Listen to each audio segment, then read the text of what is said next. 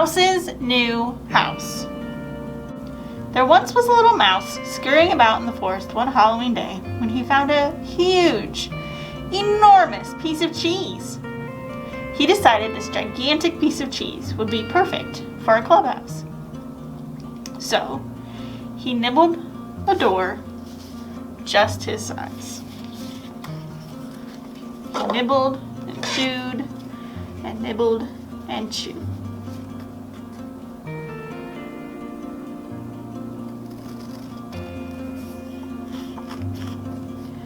Funny tasting cheese, he thought to himself.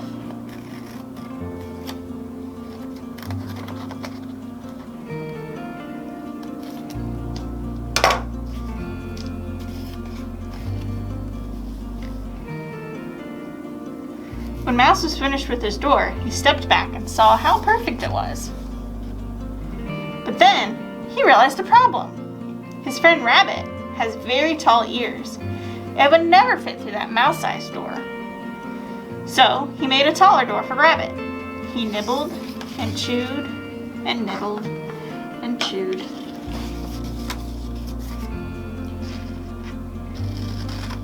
Funny tasting cheese, he thought to himself again.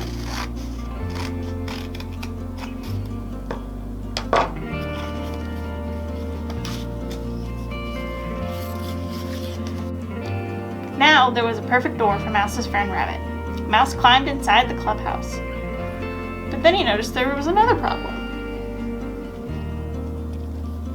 It was dark in the clubhouse, and he decided he needed a window.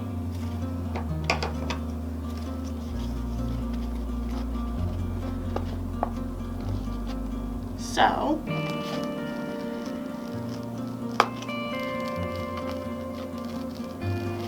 he nibbled and chewed and nibbled and chewed.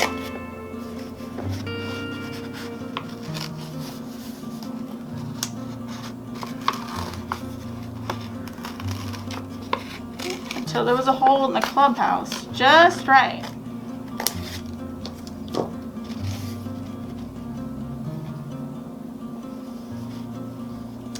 Funny tasting cheese, Mouse thought again. But finally, the clubhouse was ready. But when Mouse stepped away back to look at his wonderful cheese clubhouse, he realized it wasn't a giant piece of cheese at all. It was a Halloween pumpkin.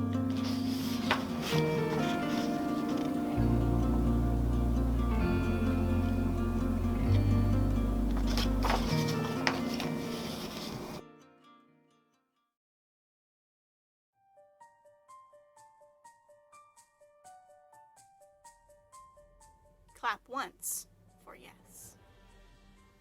A family was camping and left their tent to go on a day hike. They were a few hours from their campsite when a storm suddenly blew up. They became disoriented in the wind and driving rain. They tried to trace their steps back to the campsite, but became lost in the unfamiliar backcountry. Being experienced hikers, they knew once they were lost, it was best to stay in one place, then wander in the woods, so they prepared to settle down and wait for rescue. Darkness fell, and the family built a fire to keep warm. As they snuggled up against each other and started to drift off to sleep, they heard a noise coming from the trees. "Who's there?" one of the parents called, but there was no answer. Then they heard the sound again. But once more, when they called out, there was no answer. "Perhaps it's someone who can't speak," suggested the daughter. So her mom called out, "Is there anyone there? Clap once for yes and twice for no." "You were right," the parents said to their daughter. "There is someone out there." "Are you here to rescue us?" shouted the mom. "Are you lost like us? Do you live out here in the woods?" "Let me try," said the son. "Are you a boy?" "Are you a girl?" They all looked at each other, puzzled. Thinking he was being funny, the son asked, "Are you human?" Now the family was scared. "Are you alone?" called the mom. The family huddled together more. "How many of you are there?"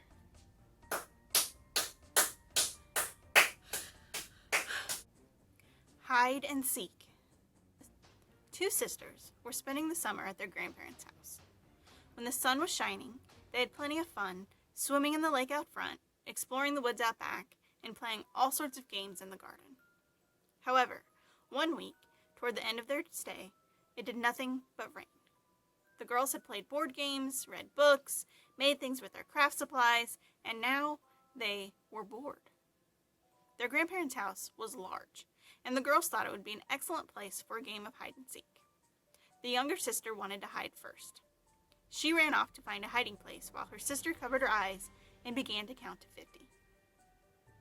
The older sister heard her siblings' footsteps running up the stairs and along the hallway to the back of the house. After reaching 50, she opened her eyes and went in search of her sister. The girl went into every room. She looked under the beds and in the closets. She peeked behind the curtains and behind the doors, but her sister was nowhere to be found. Finally, she reached the only room their grandparents had told them never to enter. She reached out and grasped the doorknob, turned it slowly, and pushed the door open. Much to her surprise, the room was almost empty. The only item was an old, tall, carved wooden cupboard covered in cobwebs, but the door was slightly open. The girl ran over, laughing, and swung the door open, expecting to find her sister, but the cupboard was empty. She leaned in, and as she did, a cold, icy hand reached out from the back of the dark cupboard and grabbed her wrist. She let out a scream and tried to escape, but the hand started to pull her into the cupboard. The girl's sister heard her screams and ran to find out what was happening. She entered the room and looked on in horror as her sister began to disappear into the cupboard. Luckily, the little sister was quick thinking. She ran toward the cupboard and grabbed her sister's legs. After a brief tug of war, she managed to pull her sister out of the cupboard, and the two girls ran from the room, slamming the door behind them. Smelly Sneakers. Only his mother and father called him Todd. To all the kids at camp, the name Todd suggested just one nickname, Toad. But Toad didn't care. He had other things on his mind. You see, Toad wanted, more than anything else in the world, to win the Smelly Sneaker contest. Toad's sneakers were smelly, no doubt of that, but the first year he entered the Great Smelly Sneaker Contest, he didn't even get third prize. The second year Toad entered the contest, he worked hard at it all year. He had already learned from an older boy that not wearing socks would make Toad's sneakers much, much smellier. In addition, Toad fudged on his showers. He turned on the water. He more or less got into the shower and more or less washed most of himself, including his hair.